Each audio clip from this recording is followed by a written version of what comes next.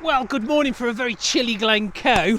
We're in between Christmas and New Year, that bit of a lull, so I'm going to try and get a video for you today. I've been trying for weeks and the weather's been so awful. We've had storm after storm, so it's been a bit of a nightmare.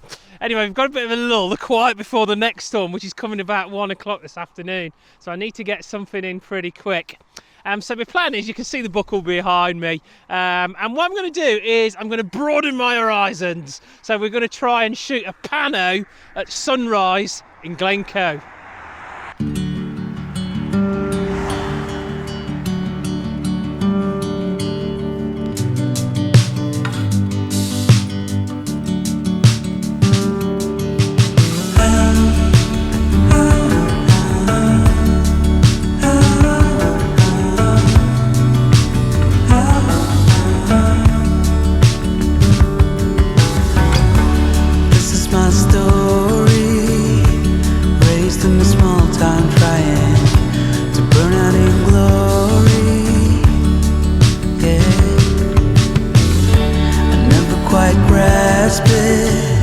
This world that was my surroundings, my heart screamed out for more. It's the storm inside that's breaking my heart each morning while it keeps it going. It's been driving my life into both joy and sorrow, and there's still a long way to go. Okay, so the target is to get across to the river here, and then what I want to do is I want to shoot a pano. So I'm going to have a go at panoramic today, just to really widen my horizons, and the reason being is I want to get the buckle in, but I also want to get the ski centre of Milavuli here, which I've got to say is looking actually all right. They've had quite a bit of snow the last couple of days. It's still not ready for skiing, but they're sledging at the minute, so fingers crossed I can wax my snowboard and get that ready to go, but it's looking good from here. But what I want to try and do is get both in, so crease, Milavuli, as well as the buckle. That's a really wide shot, so to achieve that, it's going to be really difficult with a wide angle lens, plus you get all that distortion as well.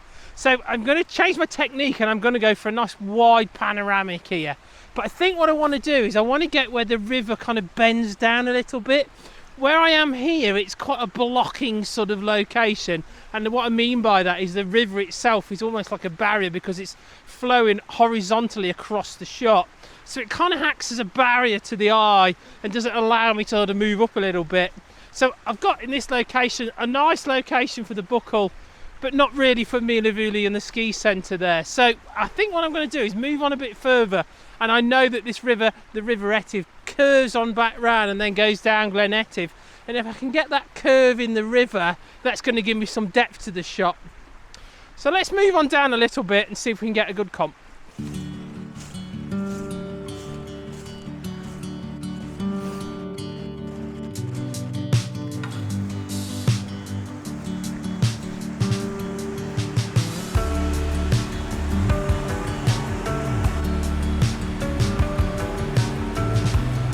Okay, I've moved down the river a little bit, and that gets me to this bit of a drop here, which is quite nice. It actually would work really good in the photo.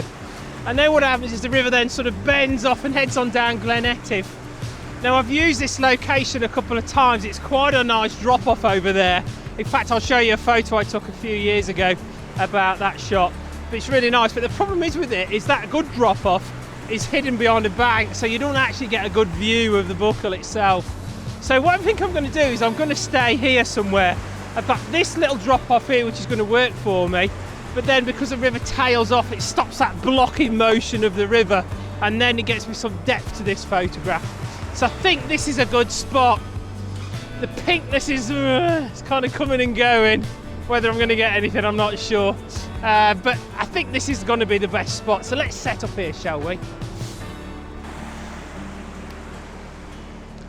Okay, I just want to talk you through how I actually take a pano. I don't do a lot of panos, but there is a little bit of a different technique to what you normally use.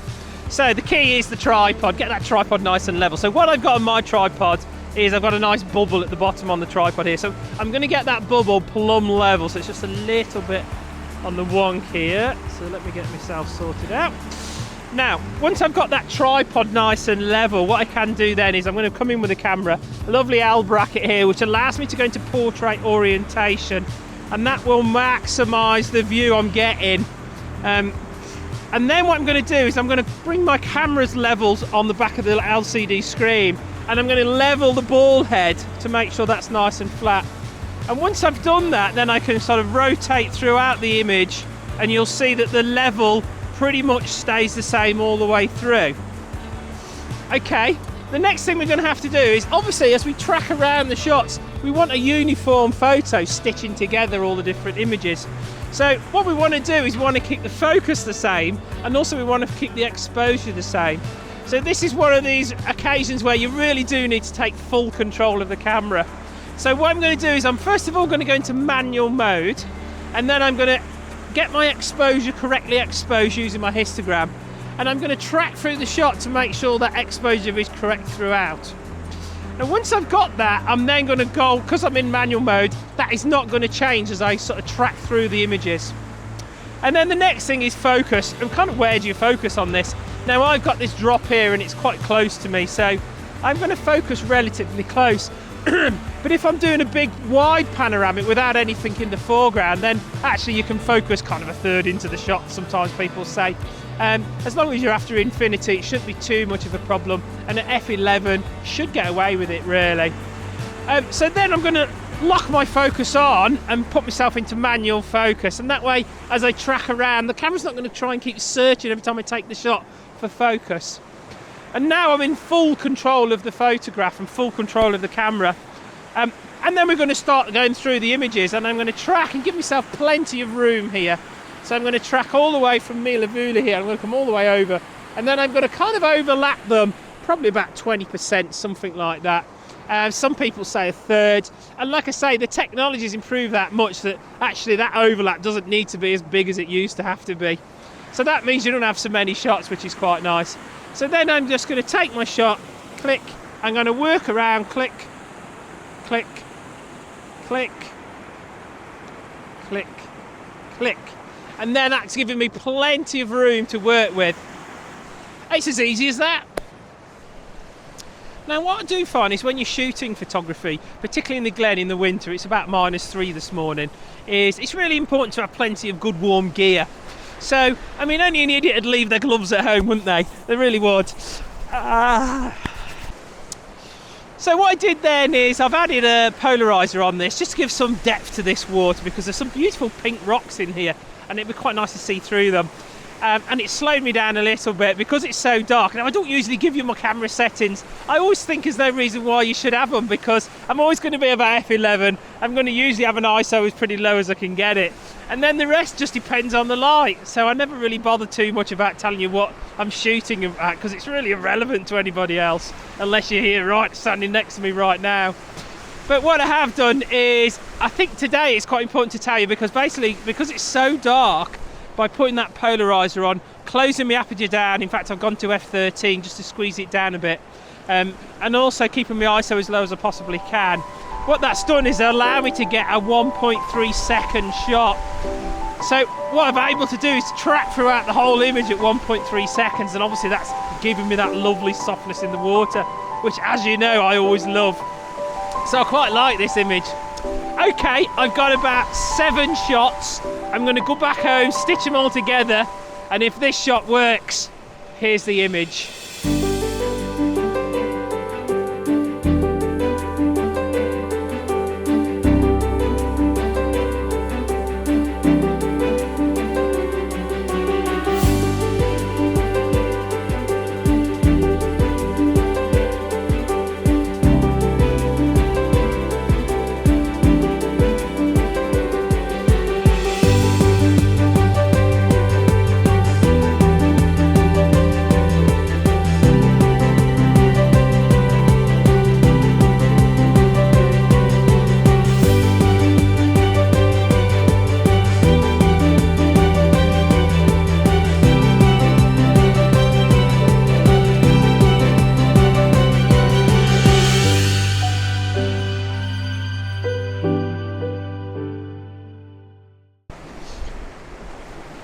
So while I'm standing there, I've done that panoramic, and yeah, like I say, it worked out all right.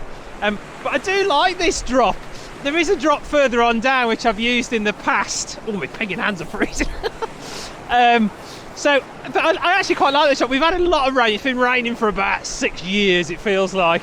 And what that does is it brings into the play some waterfalls that you can use. And all this excess rain down here is usually this is just a little trickle because most of the water goes down the other drop there. But because we've had so much rain, I've got this lovely fall here, which is really nice. And it's rare you see it so good. This is probably the best I've ever seen it. So it's tickled my interest. So what I want to do is I want to come on down here. I think I'm going to set myself up here and maybe get a shot of Crease and Meelavuli here with that waterfall in the foreground, because it just looks spectacular right now. So if I've got the opportunity, I'm definitely going to have a go at it. So I've gone into portrait orientation again, and I've actually put the wide angle on, so I've got the 14 to 35, so I've gone quite wide here. What that does is it gives me some distortion. And what I'm going to use is, as I come on down, you'll see how this water, and it kind of sprays towards the camera. And what that's going to do is going to give me a nice leading line to lead my eye up through the shot. And then I've got a lot of this interest going to lead me through up to Crease here and Meelavuli here, which is the ski centre. You can see there's a little bit of snow on there now. It's getting close, and actually a couple of days of good snow. Hopefully we might have the odd run running. Okay, I think I'm going to good. I'm going to slow it down, and I'm going to pop on a filter here. So I think what I'm going to do is maybe polarise it, see how we get on, probably try and get not too slow, probably about half a second, something like that. Good, a Brucey bonus shot, and if this shot works, here's the image.